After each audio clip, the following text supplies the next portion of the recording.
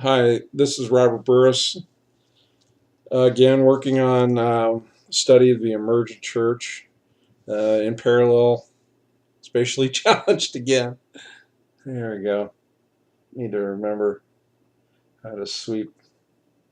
Bring this up to the camera and gracefully sweep. Oh, there we go. Yeah, that's better. Studying the emergent church in parallel with postmodernism. Two things go together. Uh, Postmodernism is the philosophical father of the emergent church, although its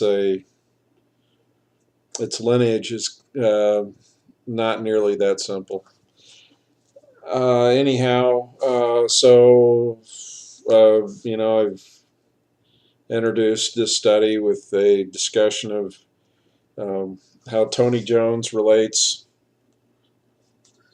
the beginning of the emergent church, and then we looked at his discussion of him presenting the Bible as propaganda to his emergent fellows as they were forming their denomination, and it is a denomination. Let's not kid ourselves. They deny that, but it is denomination. And I thought I would kind of back up a little bit and start at the beginning of the book a little bit. The whole thing is rich and it's full of rhetoric, um, propaganda. That's a propaganda vehicle. And what's interesting is, in the study of postmodernism, which I invite you to take a look at, um, the postmodernists say that language is masks, that, in other words, language is basically deception. And so generally you can't trust it, but you can tear it apart and thresh it, get rid of layers upon layers of chaff, and then you get to some mystical kernel of truth, and um, and for them that's the proposition of language, and yet if you treat it as a vehicle for rhetoric, then it's functional. It's not cognitive, but it's functional. That's the that's the way they lay the foundation for postmodernism. And Jones, he's postmodernist. He's using rhetoric here. He's has a function here as he writes this book. And one of the first analogies he tries to make the emergent church an organic force, basically. Um, so the introduction, what is emergent? That's the title for this heading, and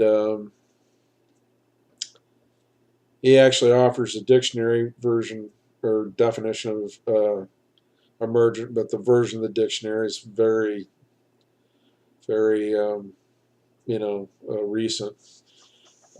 It'd be interesting to see how it compares with one of the old dictionaries, but we'll say that for another time.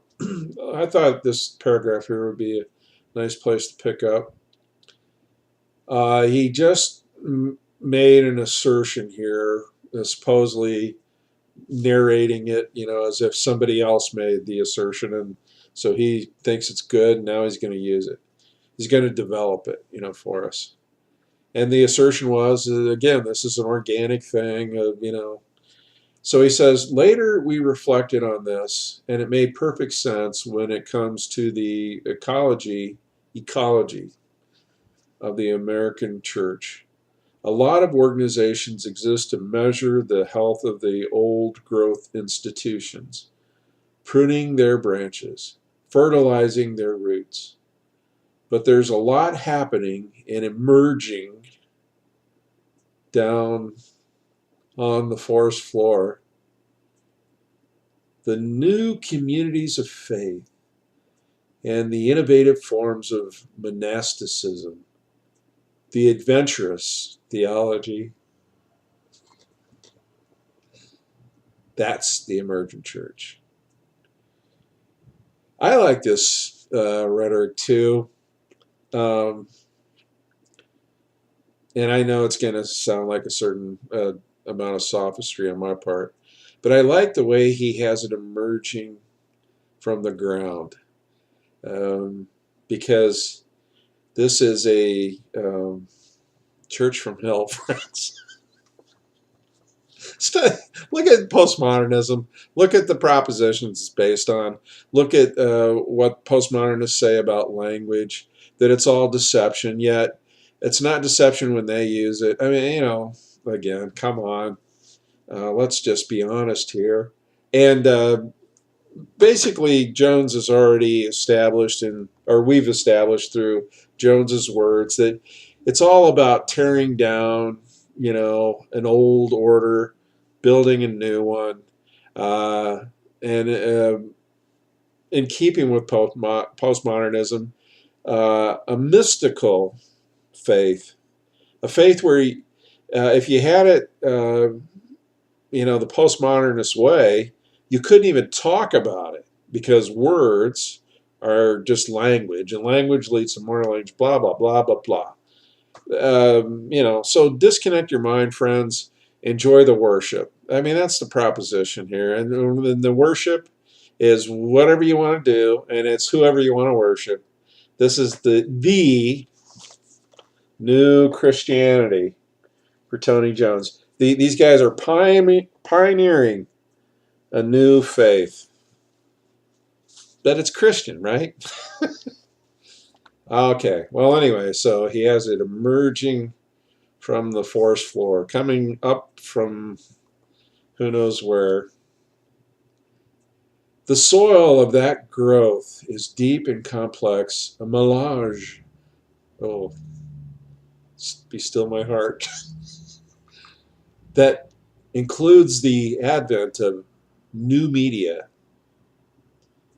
Twitter and stuff, blogs, emails, social networking sites, podcasts, webcams, instant messaging, and so on.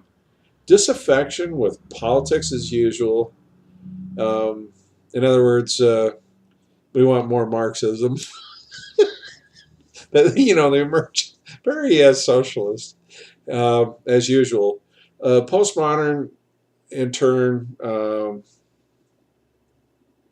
postmodern turn in philosophy and cracks in the foundations of mainline evangelical Christianity. Emergence, and I consider myself one, says Jones, think that this movement is but one manifestation of the coming dramatic shift in what it means to be Christian. You'd have to study theosophy, or at least look at it, be familiar with it, and its connection to Gnosticism, and understand the Bible well enough to understand that Gnosticism, it was anti-Christian. Paul, the apostle, certainly saw it that way, and the Gnostics were enemies, and there's so-called Gnostic Gospels that basically try to emulate the Bible, but try to turn Christianity upside down. And this is the new Gnosticism. Shift. Well, yeah, it's very New Age, and again, the whole proposition here is that return to mysticism, as Brad Cecil supposedly said it, which we covered in the first video, was that it's an enlightened mysticism that we're moving into. Well, anyway, this idea of shift in New Age, it's when you really get down to it as a doctrine, it's paradigm shift, and the idea is that once you get a mass of people uh, that can meet around certain idea that basically you end up with a shift in the cosmos, a cosmic shift that comes through, combined mental powers of this massive humanity, and therefore, and it's a new, it leads you into a new age, basically, and you know, it's called paradigm shift, and that's really what he's talking about. He is through his words, you don't have to try too hard to rip off the mask with Tony Jones, and postmodernism is all about trying to tear off masks, saying language is masks all the way down. I mean, that's the way Dr. Hicks describes it, and I have to agree. And he's putting a mask on this thing, but he hasn't gotten rid of the nose of it, and he hasn't gotten rid of the mouths, the lying, the lying tongue. It's right here. I mean, you can see it if you want to. If you know, you can pretend. That's fine. Um, but he's saying this dramatic shift. What it means to be Christian, which means also in the sense of the New Age. He basically wants to say Christianity's dead. We're talking about a new universalism, which is really the old universalism. It's just, we're claiming to be Christian. We're gonna embrace it. This is what, okay, and keep listening to the words. He unmasks himself here.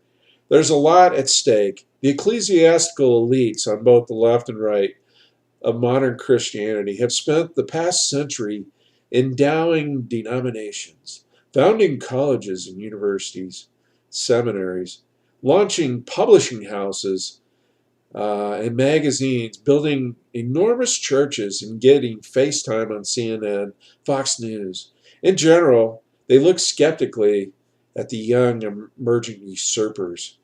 Some of them have even endeavored to spray herbicide on the emergent growth. Oh, it was evil. Well, these emergent guys have their essentially. I mean, I'll have to look at it. I believe they certainly sell enough books to have their own publishing house. Some of them have mega churches. They've built some nice big structures themselves.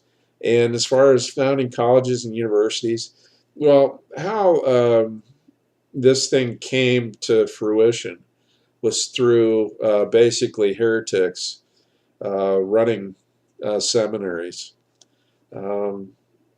Guys that were promoting this stuff, like Marcus Borg, and some of these so-called Jesus seminar guys, they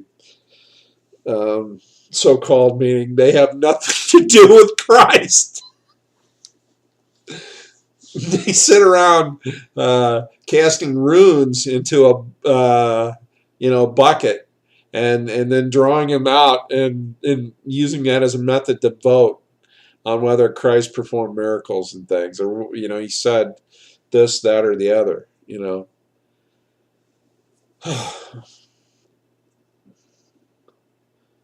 So, and that's part of the critique here that Jones makes of the what he would call the old order, and has called the order later on in the book. That it's consumerist and whatnot. Publishing houses, big buildings, but no, this noble, organic sprout of a faith. Don't tromp on it. My goodness, don't stamp out the little shoot of living faith, that is emergent. I mean, this is the picture, this is the rhetoric. But they haven't succeeded in spraying that herbicide. Emergent Christianity has taken root, and it's growing like a weed. I remember the first time I read this chapter, and part of my, we were, doing a review, and my first review on this crap. Oh, that's very Freudian for me to say that because it is crap, and of course, that's you need a little fertilizer, to help grow this thing. And there's lots of it here. Um, Christ, and basically, in speaking of sowing seed and growing fruitful stalks of grain, if you will, said basically the tares are the work of the enemy. So, um, you know, and New Age is Luciferianism. This has much in common with, um, what Alice Bailey proposed to develop as a religion to lead the world into a new order. NWO, basically. Yeah, I ought to be wearing my tinfoil hat. Apparently, if I wore it more, I might have more hair. I don't know, but anyway, um, again, if you're a stooge, postmodern stooge, and you feel like this is wonderful, none of these um, references to uh, idiocy are going to bother you, but I'm a modernist, I'm a Cartesian. I don't get it. Um, I'm so hostile to this thing. I probably ought not to do this video, but um, let's know these guys by their fruits, yeah. But they haven't succeeded in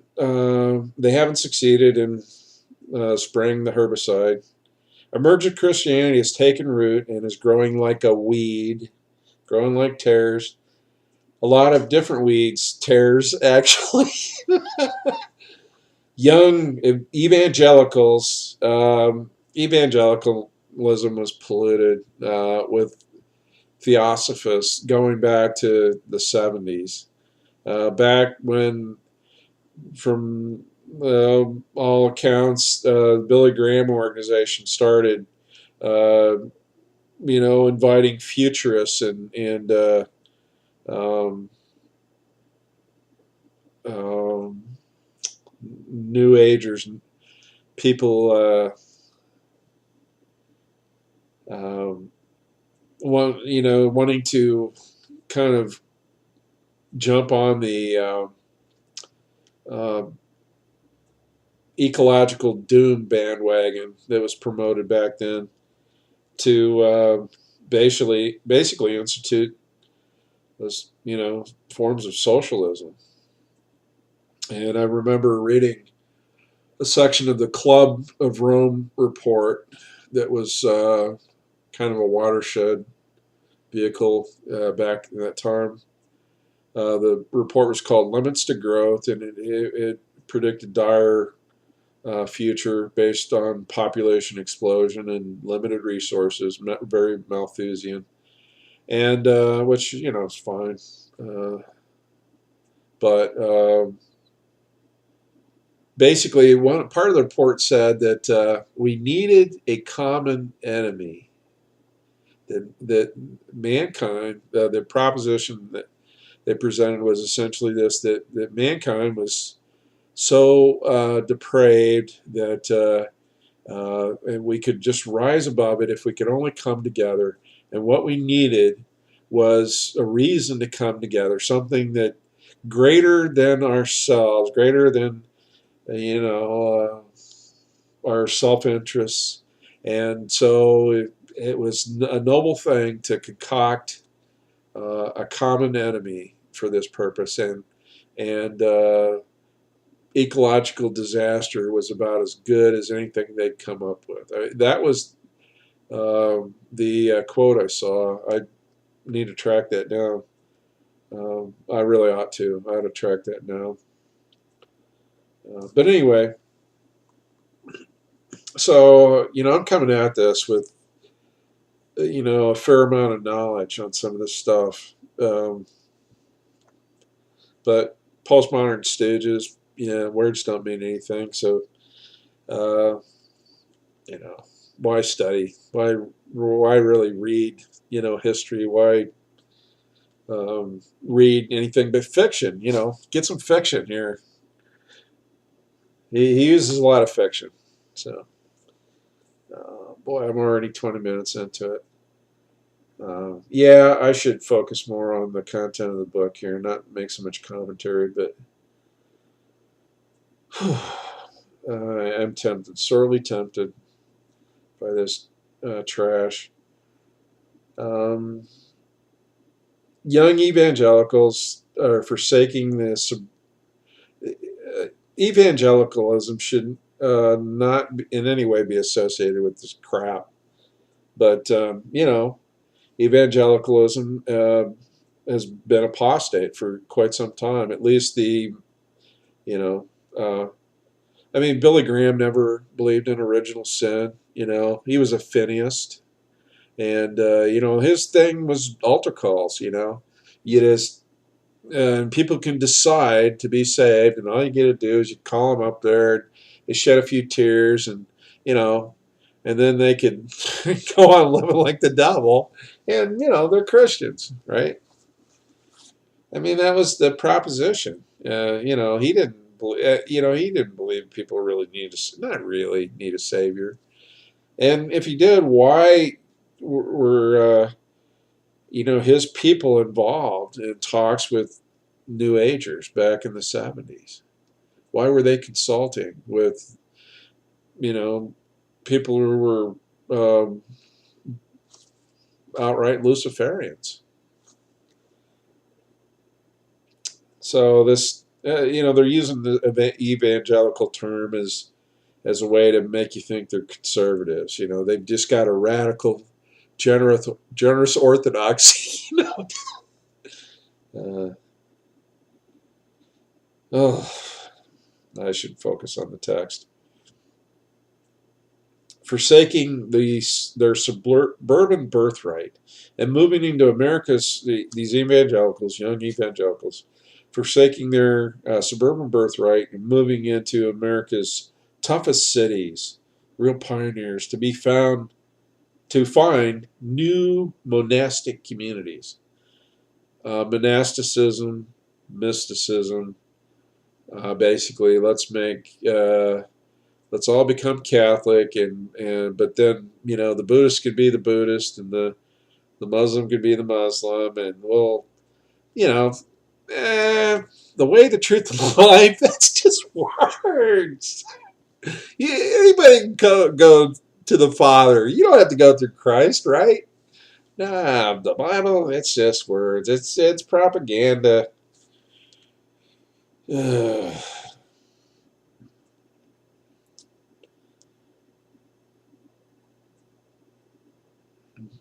Monastic communities, young theologians, godless word producers,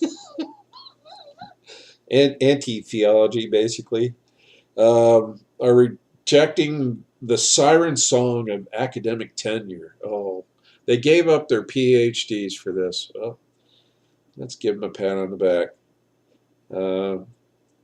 For the pioneering life on the emergent frontier. And young pastors are snubbing the safety net of denominations for the adventure of church planting among relational. Here you go, new vocabulary, just like Rorty was talking about.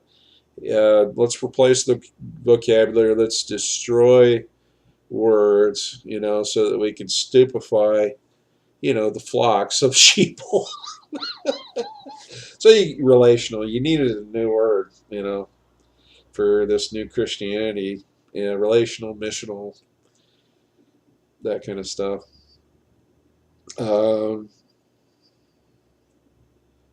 Denominations for the adventure of church planning among the relational networks of the emergent church. The conversation among people, uh, it's all about conversation with them. Again, postmodernism says words are deception, language, language, language. That's all you got. It's chaff, blah, blah, blah. But conversation. Emergence was always presented as a conversation. Jones wrote this book, by the way, 10 years after they started to form this putrid mess.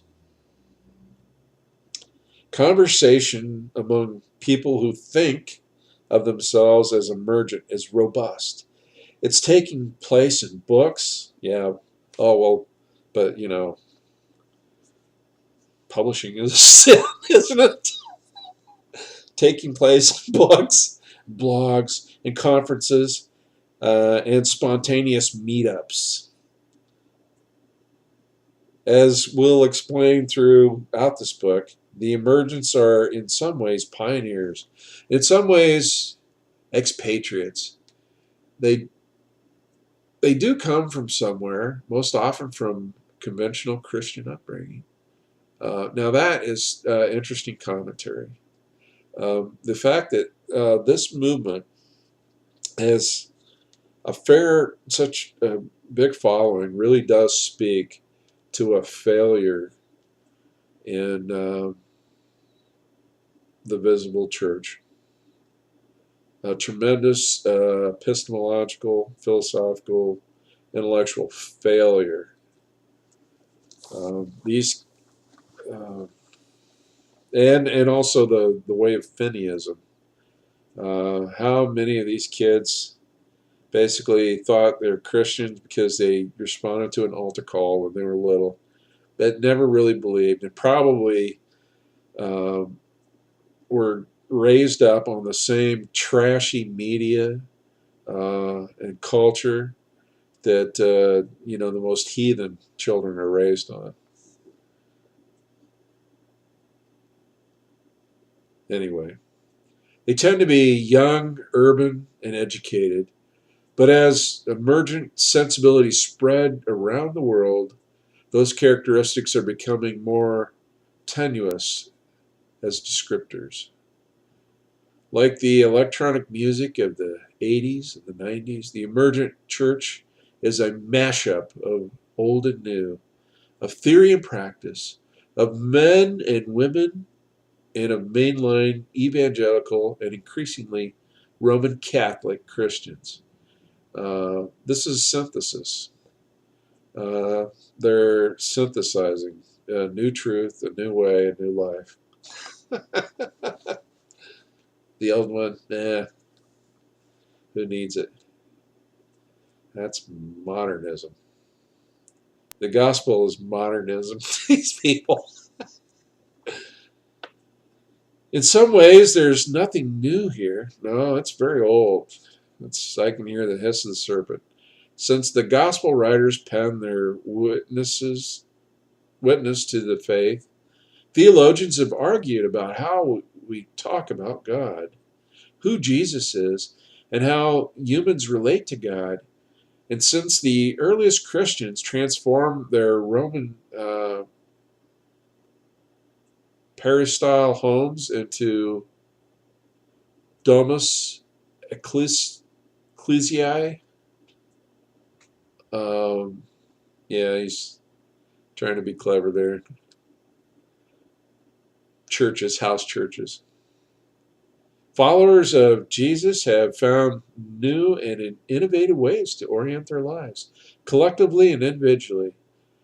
But too often in our history, the innovative theoreticians have sat safely ensconced in their tenure chairs, really rarely deigning to speak with the lowly church folk. Meanwhile, innovative church leaders think the theologians and biblical scholars have all lost touch with reality, and instead they're busying themselves with the latest technological innovations in how to do church, quote unquote, how to do church. That's another pet phrase of the Emergent, how to do church. Uh, he talks about, there was one point about the time this book had been written and been selling reasonably well.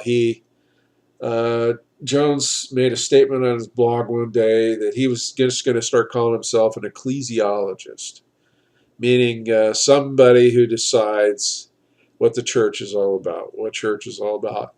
And what's interesting in here is he never once makes an appeal to Scripture, and to what he's proposing, that the emergent church is and ought to be about. Not once. The Bible, again, is propaganda. It has no place in his thinking uh, for this purpose of deciding what Christianity is, what it's about, how to do church. It's how to do laundry.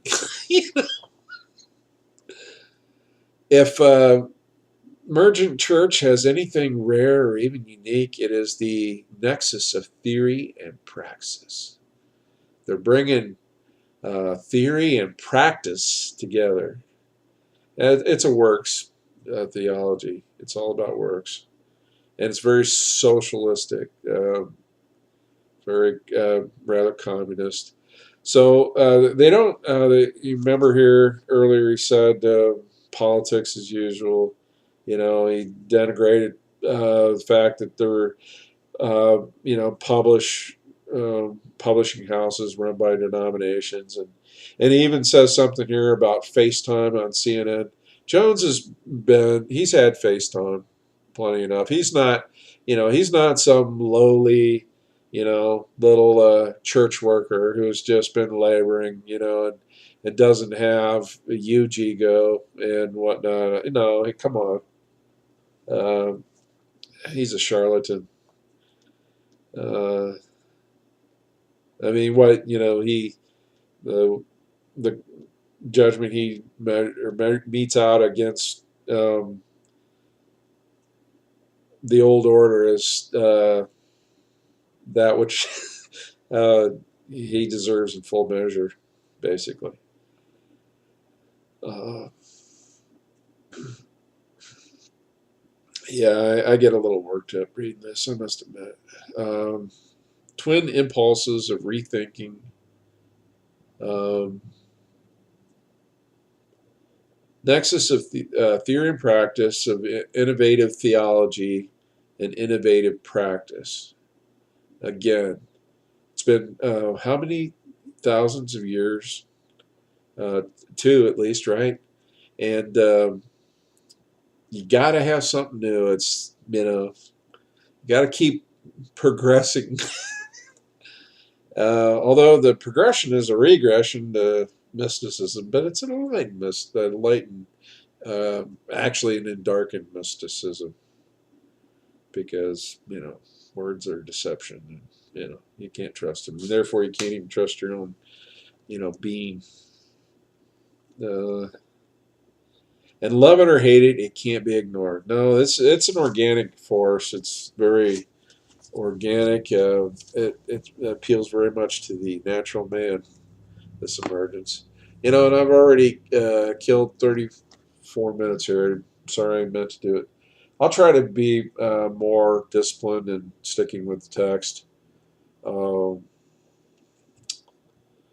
and I know quite a bit of this is going to be lost on people.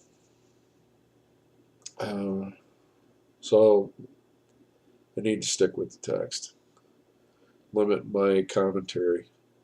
And I think the best way to show the evil nature of this uh,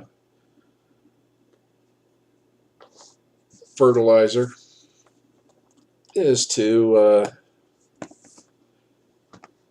bring in some Alice Bailey,